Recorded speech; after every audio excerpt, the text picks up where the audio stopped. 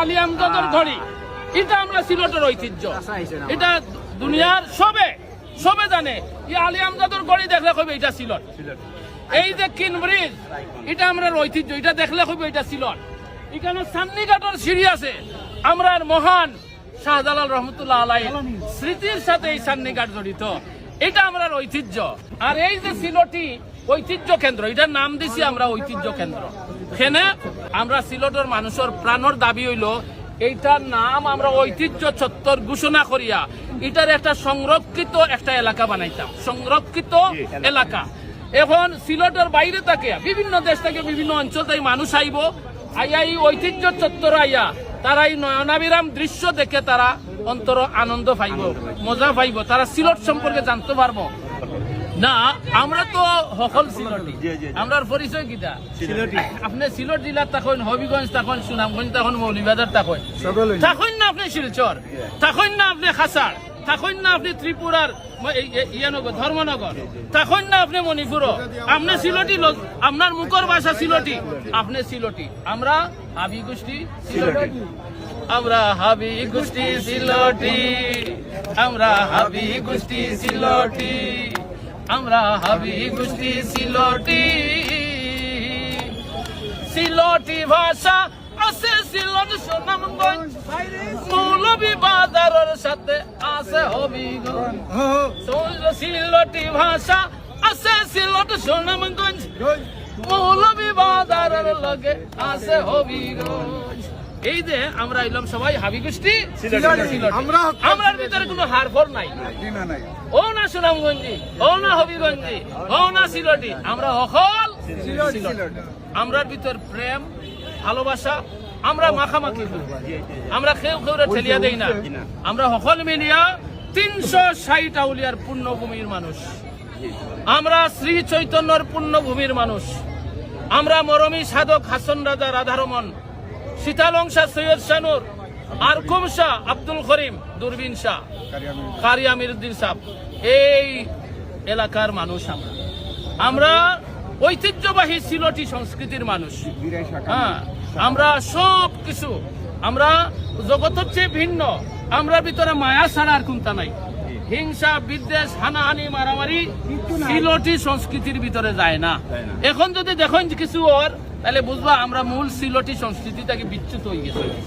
ও যাতে সিলেটি সংস্কৃতি থেকে যে আমরা বিচ্যুত হয়ে গেছি, এর লাগে অনেকে দেখবো যে এখন সিলেটি সমাজ বেশ কিছু আজে বাজে খামর, এটা আমরা মনে করতে এটা আমরা সিলেটি পরিচয় নাই। আমরা সিলেটি জাতিসত্তা থেকে বিচ্যুত হয়ে গেছি দেখে এটা দেখা যায়। এর লাগি আমরা আবার নিজের জাতিসত্তারে চিনতে হইব, নিজের জাতিসত্তারে চর্চা করতে হইব, এবং নিজের জাতিসত্তার যে পরিচয়, এগুলা আমাদের মহর্ষি, আমাদের মনীষী সাধক পুরুষ যারা আছেন, তাদের মহান বাণীগুলার উপরে আমাদেরকে চর্চা করিয়া ও যে সংস্কৃতিটি ওটার সামনে নিয়ে যাইতে হইব, যেন আমরা ভবিষ্যৎ প্রজন্ম তারা আত্মপরিচয় পায় যে তারা যে সিলেটি, তারা অন্য জাতির মতো আজে বাজে চিন্তা করতেও পারে না। 360 আউলিয়ার দেশের মানুষ কি আজে বাজে চিন্তা করতে পারে না? শ্রী চৈতন্য এলাকার মানুষ কি আজে বাজে চিন্তা করতে পারে না? আমরা এই পুণ্যভূমির মানুষ সিলেট। আমরা এখন যেখানেও যাই, যখন হনে বাড়ি সিলেট, আমরা আলাদা মর্যাদা দেয়। সুতরাং এই মর্যাদার আসনে আমরা থাকতে হইলে আমরা যে জাতিসত্তা সিলেটি সংস্কৃতি, এইটারে বাঁচাইয়া রাখতে হইব এবং এইটারে চর্চা করা লাগবো, এবং সুন্দরভাবে গুছাইয়া এই সংস্কৃতিটারে ভবিষ্যৎ প্রজন্মর কাছে পৌঁছাইতে হইব। এর লাগি আজকের এই সিলেটি লোক উৎসব। বর্তমান প্রজন্মে অনেকেও জানে না সিলেটি সংস্কৃতি কিটা।